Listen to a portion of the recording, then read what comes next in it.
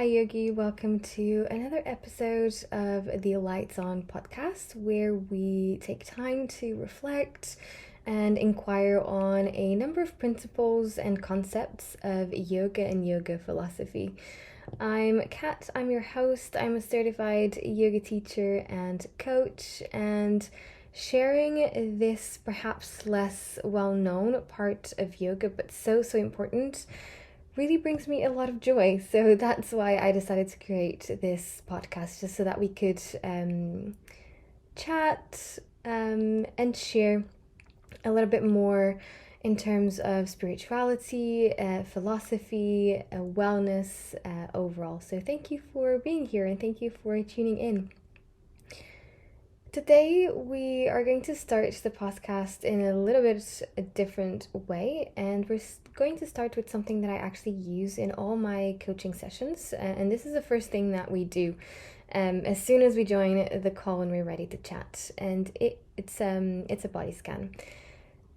The reason why I like this so much, it's because often we live the majority of our time up in our heads and we don't connect a lot with our bodies. We may think we do, but actually we really don't. So it's a good way for us to bring our awareness back to the present moment and really take notice of our space, of ourselves, of our body, our state of mind, whilst at the same time, since we're shifting our focus to our body, it's a way to calm our busy mind. So let's start with this mindful body scan. So take a seat and try to place your feet on the floor and to have your spine upright. I'll give you a few moments for you to adjust yourself and find the correct position. And then I want you to close your eyes. And we're going to go through the parts of our body and we're going to take our awareness to these parts of our body. We start with our feet and then we work our way upwards. So notice your feet, how they feel as you bring your awareness to them.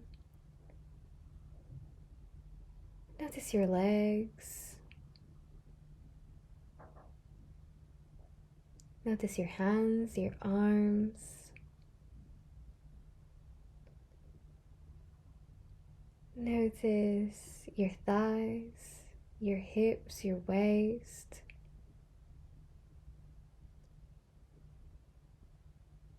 Notice your torso and your chest.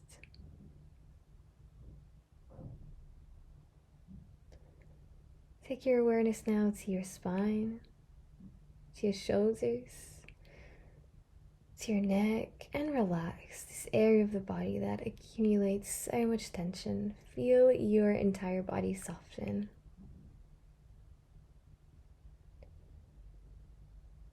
Now notice the muscles of your face, your forehead. Relax.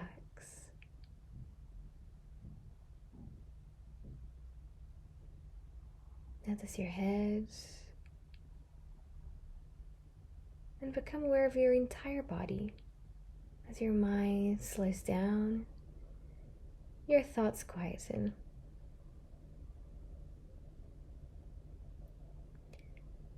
Now that we are a lot more present in the moment, we finish here our body scan. And I'll start by introducing today's topic, which is all about gratitude and how, according to yogic philosophy, gratitude is really the path of happiness. We're also going to cover how to put this into practice, because gratitude is a practice. It's not just something that we feel. It's something that we can actively put in place and integrate as part of our life so that we can improve our mental health and our health overall. And this is actually the first point I wanted to make today. And this point about how gratitude being a tool that we can use for a better mental health, for better health in general. And gratitude is incredibly powerful. And I know that we may sometimes be thinking about gratitude as just this sort of like fuzzy, warm feeling that we get, when we receive something or when we are grateful for something or for someone. But gratitude or rather feeling grateful has a real tangible impact on our brain and on our overall well-being and health.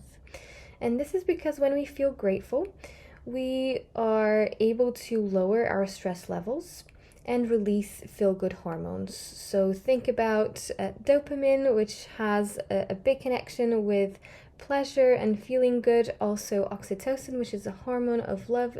These are all things that get released when we express our gratitude and when we feel grateful towards something or somebody. So much like yoga, practicing gratitude is a tool that will help us live a better life, feel better about ourselves, feel better about others, improve our relationships, and just make us a lot more empathetic, which is crucial for how we're able to handle situations, handle people, and deal with conflicts, because sadly those arise pretty often. They're part of life. So the more empathetic we are, the better we can navigate through them and come out on the other side feeling peaceful and feeling like we really did the best that we could do to solve that situation and to make the most out of that situation. So we've seen how gratitude has very practical applications in our daily lives in terms of helping us feel better. I wanted to briefly touch on how yoga sees gratitude and how it integrates gratitude as part of its practice, because we do have a part where we express our gratitude in our yoga classes. This is something that we call puja, and we start every single class with this discipline, with this technique. And it's really a chance for us to express our gratitude and to connect with gratitude internally. We start by thanking the space that we're in, this space that allows us to be practicing yoga, to be practicing something that it's so good for us. And then we expand our consciousness to really think about nature and how our gratitude towards this planet and the fact that we're able to be here and live this life. And this is really important because if we start the class this way, then we'll have a much more positive mindset that we will then apply to the rest of our disciplines. We'll be a lot calmer from the onset. We'll also be a lot more open to all the other disciplines and to all the other positive things and positive benefits that we will gather as we practice and we go along the class. So this is the number one discipline that we cover in a yoga class, in our yoga classes, and it's really just to make sure that we are framing the class in a much more positive vibration, and that we're lifting our vibration from the start of the class. But it's not just within puja that gratitude is really important for a yogi or for yoga philosophy. Gratitude, according to yoga, also has a very important role to play as part of our personal development. And gratitude can be seen to some extent within one of the ethical principles of yoga, which is santosha. Santosha can perhaps be translated better into contentment. But the way we feel content about things has this really deep connection with gratitude. Because if we're not able to feel grateful for things, if we're not able to express our gratitude, then it's very hard for us to feel content about the things that we do. Also the other way as well, because if we're not content about what we have, we're not able to express our gratitude. We're not able to recognize that we're grateful for the things that we do have and for the people that we do have in our lives. Santosha, as part of the yoga philosophy, it's such an important concept that it's actually said to be the path to eternal happiness and bliss. once we start recognizing abundance, we attract more abundance. Once we start feeling grateful and content about everything that we have, this will raise our vibration and we will be able to attract more bliss, attract more happiness, just because we are really vibing with that positivity and with that sense of happiness and bliss, just by being content with what we have in that given space, in that given moment. So feeling grateful is extremely important for our personal development, for what we've just said before, right? This concept of santosha and really the role it plays on our path to eternal happiness, but also because it helps us do a lot of work on recognizing and really being able to control our ego. Feeling grateful allows us to be a bit more aware of our surroundings. So we stop being, we become less self-centered, and we develop this sense of belonging, as if we're part of something bigger, as if we're part of something a little bit more special, just because we leave ourselves to really connect with ourselves in the world, in this wider space, in this wider cosmos. So gratitude is something that is very dear to me and something that I actively integrate as part of my life, because I feel like it helps me feel less anxious. I notice that I don't need as much control, and I'm able to trust more the journey. I'm able to trust a lot more my path and my mission, just because I'm grateful to be here now. I'm grateful to be able to be talking to you about gratitude and how important it is for our well-being and our personal development. And there's a few ways I use to make sure that I do feel more grateful every day, because we started this conversation saying that gratitude is a practice, so we can't put it into practice, and I do put it into practice. So I wanted to share with you guys today 3 ways that I use to put gratitude into practice as part of my day to day. And the first thing that I wanted to mention, and this is perhaps the most obvious, is to make a mental list of 3 things you're grateful for every morning. First thing you do as soon as you wake up, and also before you go to bed. And this list can be really about general things that you're grateful for. So for instance, your friends, your family, or your life. Or they can be very much regarding something that happened in that particular day. Sometimes I find this very useful if I've been through like a particularly challenging day where I feel a little bit more tired or stressed, is just to sort of at the end of the day go through what happened and process my day by naming mentally 3 things that happened that I'm grateful for. It's also very helpful to do in the morning to set your intentions and to ensure that you start your day from that high vibration, high positive mindset place, because you are effectively paying it forward to some extent. And in this case, you can think about your day ahead, what you want to accomplish, and be grateful that you, instead of looking at things very much from the point of view of, oh, I have to do this, you can frame this with this gratitude lens by saying, I get to do this today. You'll immediately feel a lot more energized, a lot more excited. Things will flow a lot easier because you are aligned, you're positive, and you feel a little bit lighter. So another thing that I like to do, this I don't do every day, but I do when I go through periods where perhaps I feel like I'm a little bit more anxious, or I'm struggling a little bit for whatever reason. And this is not necessarily directly a gratitude practice, but I feel like it helps us frame our perspective a lot, and also release maybe things that that we no longer need, so that we're able to connect with gratitude and express it a little bit better.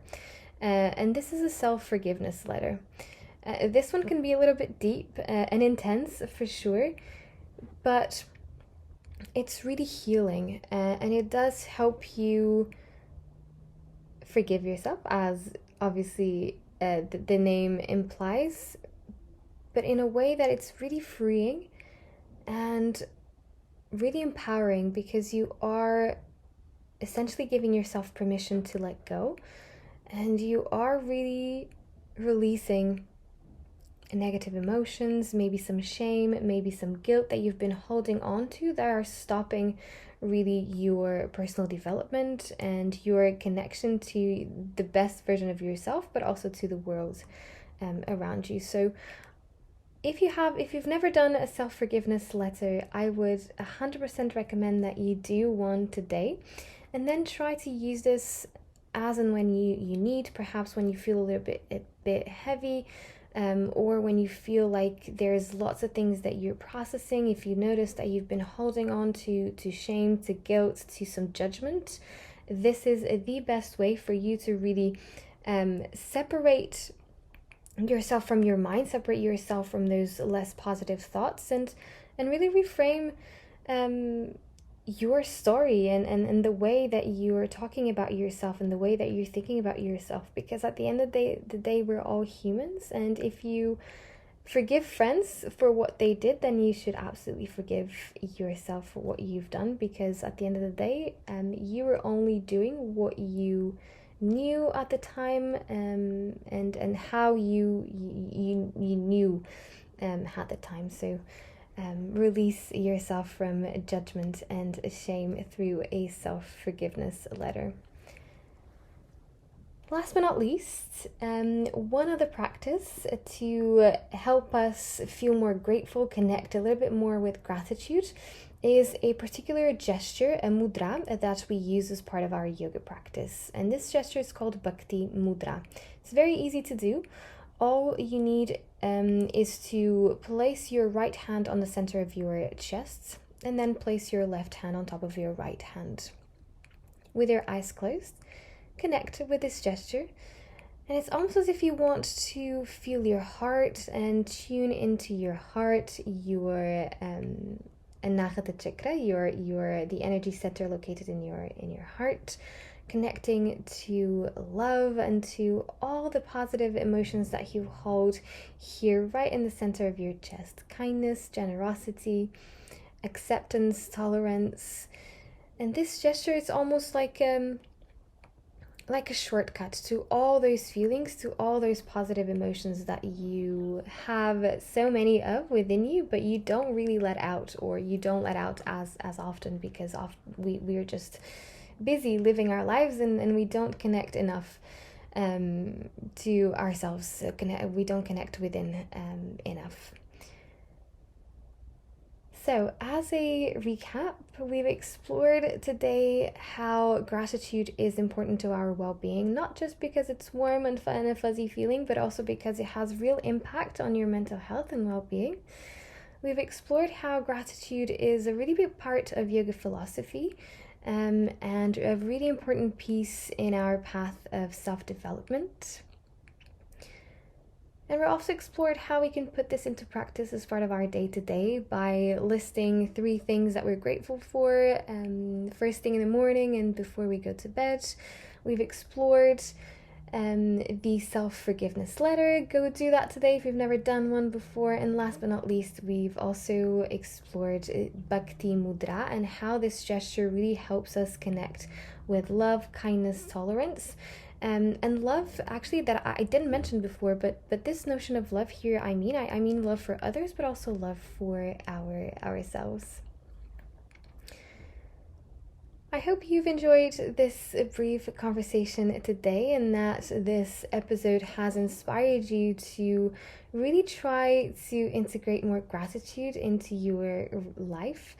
It's really not about the feeling, it's about the practice and us being very conscious about feeling grateful and putting our gratitude out there in the world. If you've enjoyed it so far, stick around, because as usual, we're going to finish this episode with a guided meditation to help us connect within and integrate our knowledge.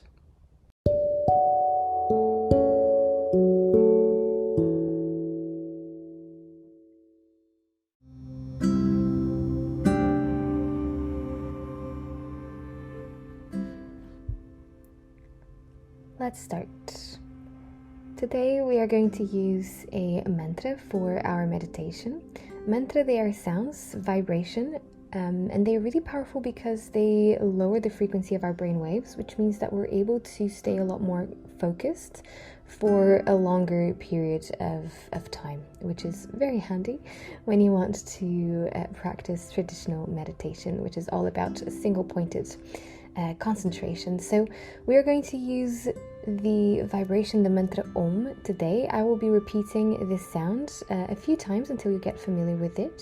Then close your eyes once you've become comfortable with the mantra and repeat this sound, this vibration to yourself in silence. Once the meditation is over, I will let you know. So for now, let's focus on the sound Om, visualizing it or projecting it in the space between our eyebrows. Om, Om, Om, Om, Om, Om, Om, Om, Om. Om,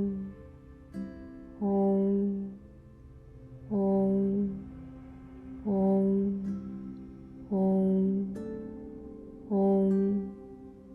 Om, Om, Om, Om,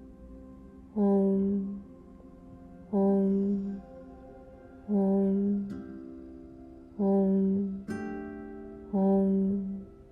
Om, Om, Om, Om, Om, Om, Om, Om, Om, Om. We continue repeating this sound mentally in silence as we continue our meditation.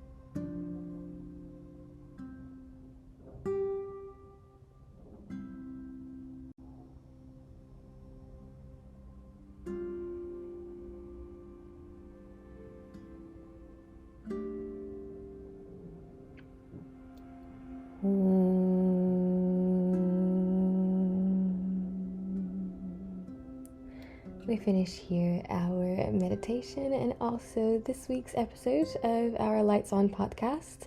As always, thank you so much for tuning in, for listening. If you like this show, don't forget to follow on Spotify as well. We have I've got their guided relaxation sessions that you can tune in if you need to unwind, relax after an intense day at work. So check them out. And if you'd like to know more, if you'd like to connect further with yoga with myself, I'm on Instagram at yogaful.studio. I'm also very excited for September because we are going to be hosting a retreat, a 3-day retreat in Portugal, which is actually my where I'm from. So yeah, I'm really looking forward to taking you all back to my roots. We'll be spending 3 days resting, relaxing in this beautiful, beautiful location surrounded by nature. It's actually in a natural protected park. So it's going to be very, very special. It's in September. So, if you're in need of a little bit of a break, if you're feeling like you've been a little bit stuck and you want to release and reconnect with yourself, with your higher self, then this event is for you. You can find out more on my website, and that is yogaful.studio. Let me know what you think, as always, of this podcast, of our discussions today, and I will see you for another episode very, very soon. Bye.